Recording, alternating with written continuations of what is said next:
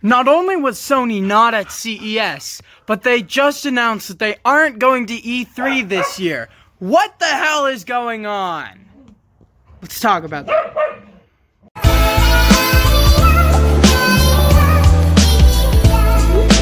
Hey everyone, welcome to the show. It is of course another beautiful January day here in southern Utah, and today we're going to be talking about video games.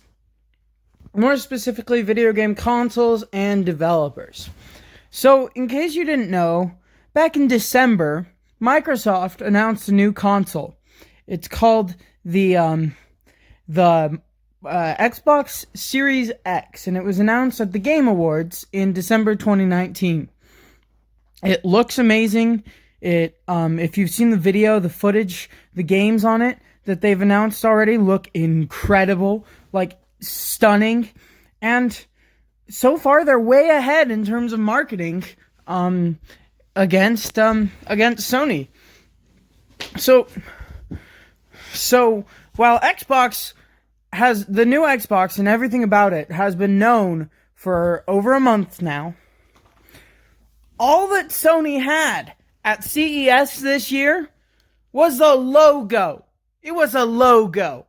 They didn't show us what it looked like. They didn't show us any kind of concepts or the controller or anything like that. All they showed us was a logo. And literally all they did was change the 4 to a 5. It was pretty lame. Like, there was a big drastic change between the PS2 and the PS3. And then the PS3 logo was updated. But compared to that original PlayStation 3 logo, the PS4 logo was also way different. And now, with the PS5 logo, all they did was they slapped a 5 onto it. It has the exact same font as the PS4, and it's literally the same logo that many concept artists have been using for months. So it's pretty lame. But the logo is enough. Enough talk about the logo. This is what I really wanted to talk about.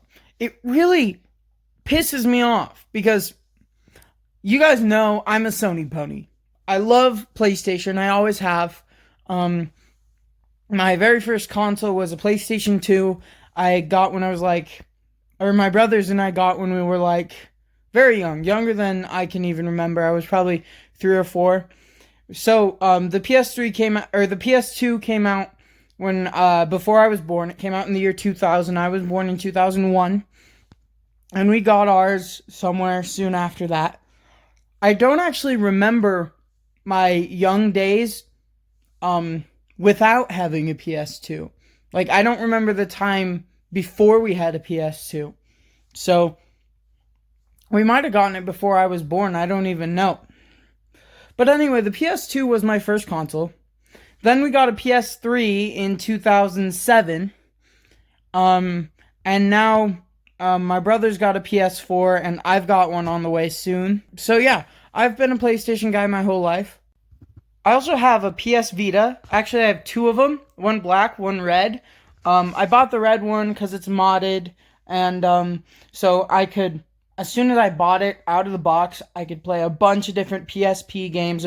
I have a bunch of emulators on it. I can show you guys if you want. So it's really cool. And then the black one was a Christmas present that I got 3-4 years ago. It's great. I loved it. But then I broke the R button on it and it was effectively useless. Good thing about it though is it can connect to the internet. So... there's that benefit, but there's pretty much nothing else I can do with it other than browse the net. And there's a few games I can play, with tilt controls and the touch screen, but anything dealing with the L and R buttons, I can't play, and that's half the games, if not more than that, and it's all the games I play, or all the games I have, incorporate the R button in some way or another, so I pretty much can't play anything. But anyway, again, regarding the fact that I've always been a Sony pony, but I'm kind of mad at Sony right now because One of the things that really leads to a company's success, one of the things that really makes a company successful is their marketing campaign. And Microsoft is doing a brilliant job with their marketing this go around. They announced their console a month and a half ago, or something like that, and they've been talking about a whole bunch of new games they're adding, a whole bunch of exclusive games, the incredible way it looks, like the resolution, the graphics, everything about it, we pretty much know. The PlayStation 5, we got nothing. We have concepts, we have ideas, but nothing whatsoever has officially been confirmed by Sony aside from, wait for it, the logo. The freaking logo. That's all we got. And it's really freaking stupid that Sony is not only skipping CES, or they're giving us the stupidest shit at CES, so they might as well not have gone. They didn't announce hardly anything at the Game Awards, unlike Microsoft. And to top it all off, they're not going to E3. They're not even going to be there. It's a release year. They were there in 2013. They were there in 2006. They were there every single year that they released a console. But they're not going to be at E3 this year. I'm afraid that with Sony's campaign, where they're not announcing anything about their console, they're not leaking anything, they're not even going to show it off at E3, I'm worried that the PlayStation 5 is going to be a flop. Now that goes against the trends, right? The PlayStation 1 was a huge success, sold over 100 million units. The PlayStation 2 was the biggest success in the history of the world, selling over 150 million consoles. I mean, when I say the biggest success, I'm referring to the biggest success in terms of home console sales. The PlayStation 3, it wasn't huge, but it landed its spot at number 5. It was, right, selling over 85 million units, or like 87 or something like that. Selling more units than the Xbox anyway.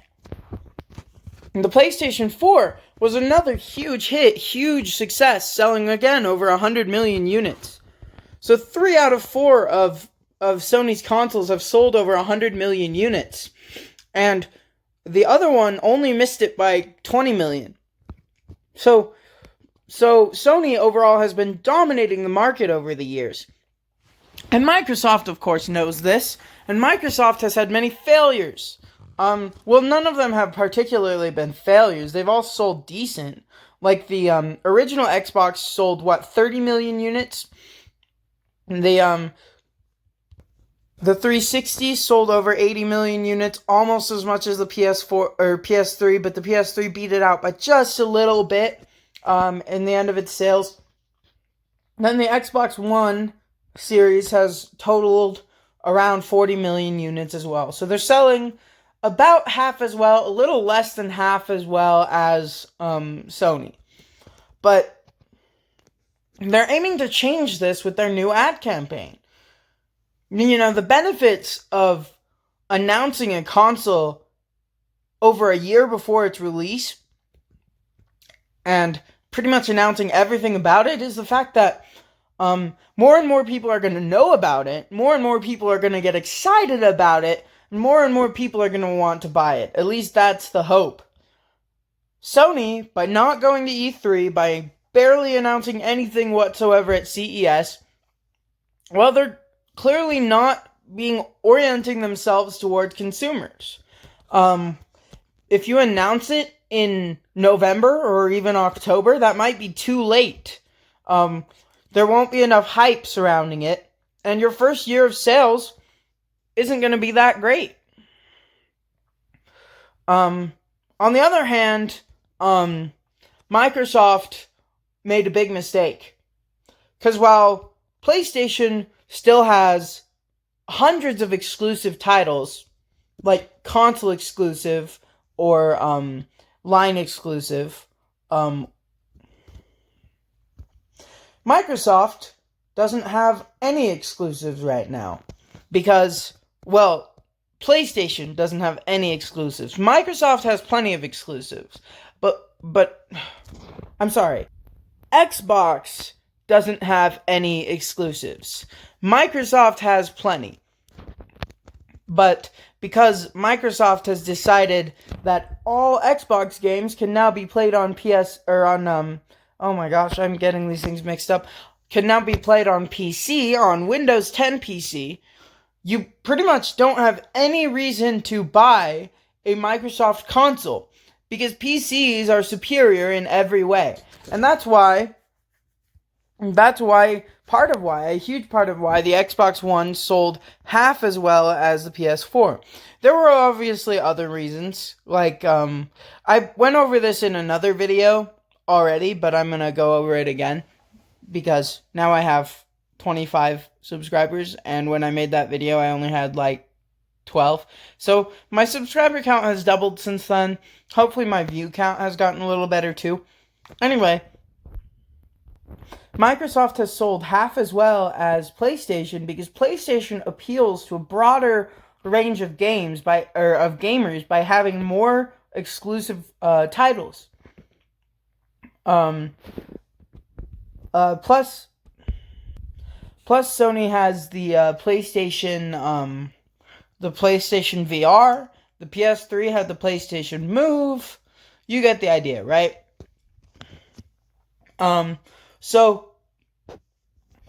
So overall, I'd say Microsoft consoles, Xbox consoles specifically, only really appeal to people who've been gaming on Xbox for years, whereas PlayStation has been appealing to more and more people over the years. So PlayStation 2 being the largest and most successful console of all time because it revolutionized gaming.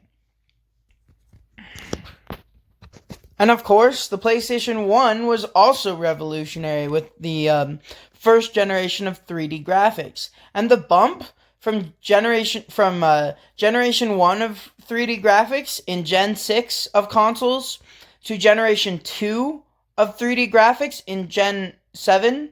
Sorry,